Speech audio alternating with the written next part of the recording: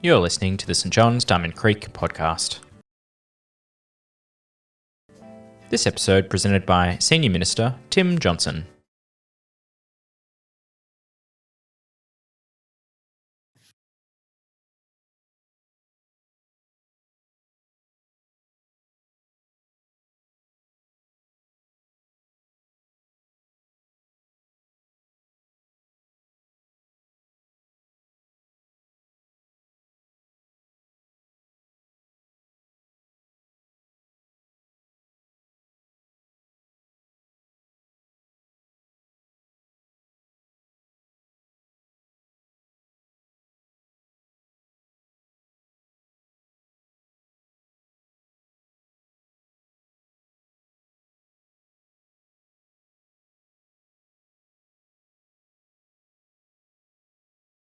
In the last 2 weeks, I've been particularly struck by the power of thanks.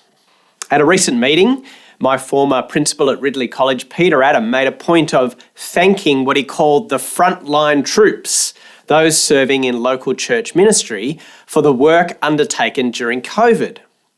And I found myself surprisingly emotional to hear this acknowledgement, to be recognised and thanked in this way. And later that same week, Anna and I were emailing one of our kids' school teachers about electives for next year. And when it was finally sorted out, I wrote an email thanking the teacher, acknowledging how difficult it must be for them. And this is the reply that I got. Thanks for your email, rare and greatly appreciated. I could feel the emotion in that email too. Saying thank you is a powerful act, a meaningful act, an emotional act, and maybe even a rare act. Well, we're gathered here to particularly say thank you. We're saying thank you to God for all of his blessings to us as a church and as individuals. And to guide our thinking on this, I want us to look together at Psalm 95. Now, it's worth noting that Psalm 95 must be one of the most widely read and heard psalms. In the Anglican Book of Common Prayer, Psalm 95 was read every day as part of the morning prayer service, as a call to worship. Now, in our modern prayer books, there's more variety in the daily offices for prayer. But if you think about it, for over 300 years, this psalm was read every morning as part of the daily prayers. For that reason, and for other reasons, you might know this psalm very well. Psalm 95 starts with the word come. It is a call to worship. Come on. I feel like it needs that hand movement to go with it. Come on. And it's repeated again in verse 6. Come on, let's, and then follows a series of actions that we're encouraged to do. Come, let us sing for joy. Shout aloud. Come before him with thanksgiving. Extol him with music. And then in verse 6 we're told, come, let us bow down, kneel before the Lord. So these actions highlight our need to come together to sing and to pray, but it lists thankfulness as a key component of these acts of worship. And so whenever we come together in worship, being thankful, thankfulness must form a part of our focus. Now, we often do that as we sing. We thank God for what he's done for us, his salvation in Jesus, in the words that we sing. We do it as we thank God in prayer as well, asking him to grant our requests for the future, but acknowledging and giving thanks for the ways that he has answered our prayers in the past.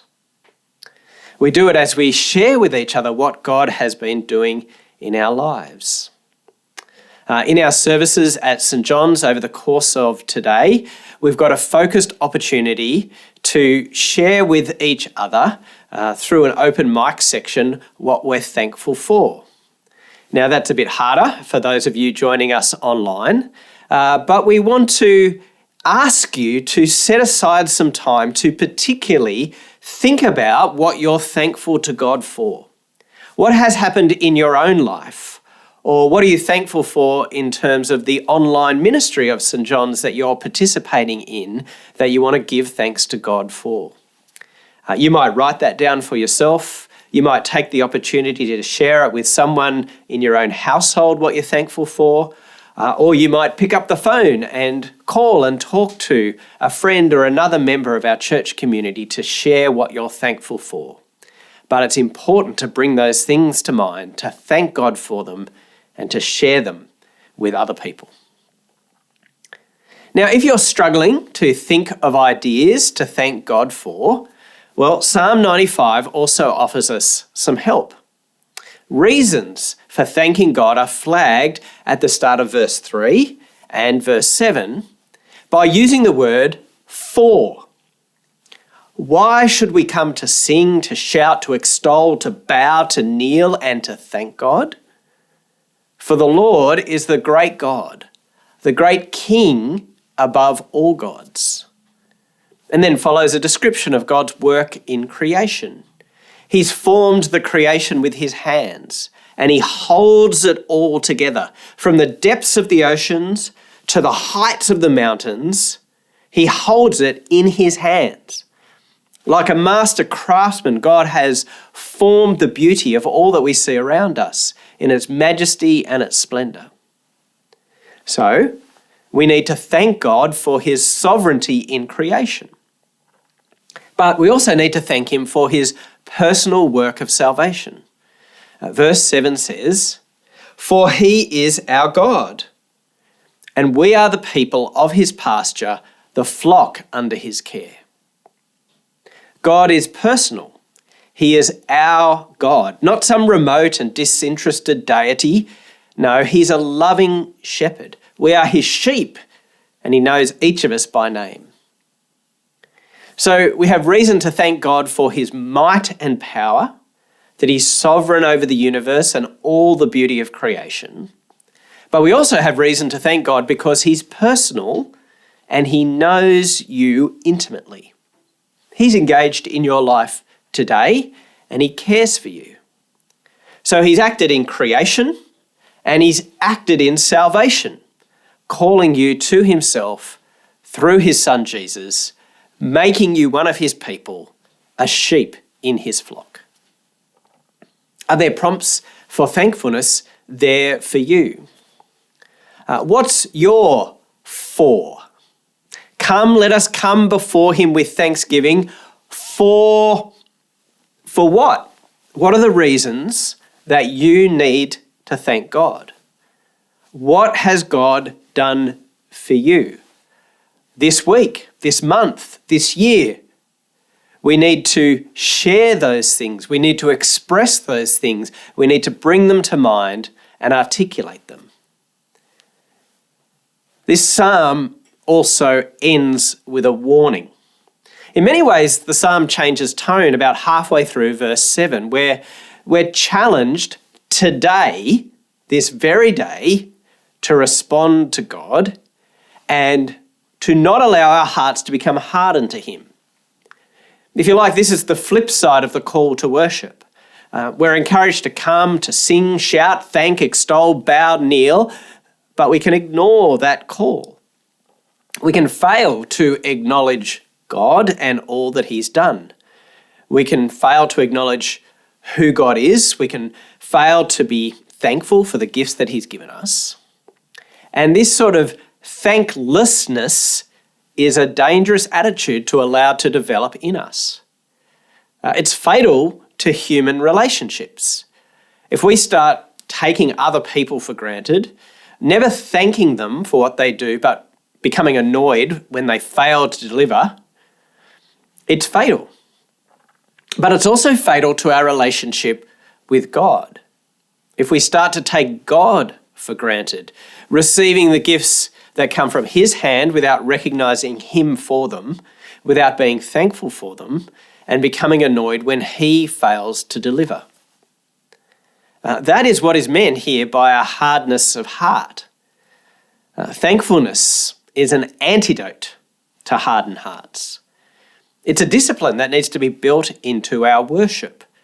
We do it together and we also do it individually. And so I ask the question again, what are you thankful for? Soften your heart today as you name it and you thank God for it.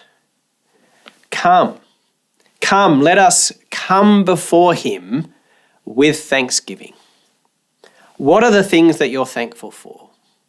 Can I encourage you now or at the end of this digital service to just take that time out, set aside some time to list what you're thankful to God for, to share with at least one other person what you're thankful to God for.